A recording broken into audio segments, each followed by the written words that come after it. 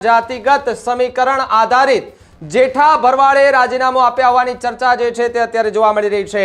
વિધાનસભાના ઉપાધ્યક્ષ જેઠા ભરવાડે રાજીનામું આપતા અત્યારે ચર્ચાનો વિષય જે છે તે બન્યો છે।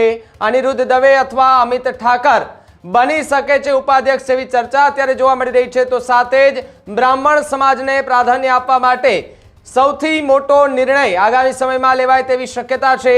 જેઠા ભરવાડે ઉપાધ્યક્ષ પદેથી રાજીનામું આપતા ચર્ચાનો વિષય બન્યો છે। મુખ્યમંત્રી ભૂપેન્દ્ર પટેલની ઉપસ્થિતિમાં શંકર ચૌધરીને રાજીનામું સોંપ્યું છે।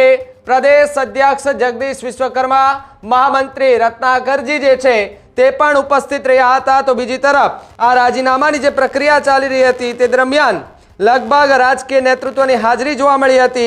जगदीश विश्वकर्मा और संगठन मंत्री रत्नाकरजी की उपस्थिति में राजीनामું जे छे ते आपवामां આવ્યું। સાથે જ संगठनना कार्यों और अन्य वहीवटी जवाबदारीओं ने पूरतो समय आपी शकाय ते हेतुथी जेठाभाઈએ आ पगलुं भर्युं होवानो लोकमुखे चर्चाई रह्युं छे, जेनी हवे गुजरातना राजकारणनी अंदर अलग अलग रीते जे छे ते चर्चाओ थती जोवा मळे छे। त्यारे अलग जे नामों जे छे ते पण क्यांक ने क्यांक चर्चाई रह्या छे, परंतु एनी वच्चे ब्राह्मण समाज के जेओने प्राधान्य आपवामां आवे तेवी पूरेपूरी संभावना छे। कारण के आपणे जोयुं छे छेल्ला केटलाय समयथी ब्राह्मण समाज जे छे ते एक मांग करी रह्या छे के राजकीय क्षेत्रे अवगणना थई रही छे।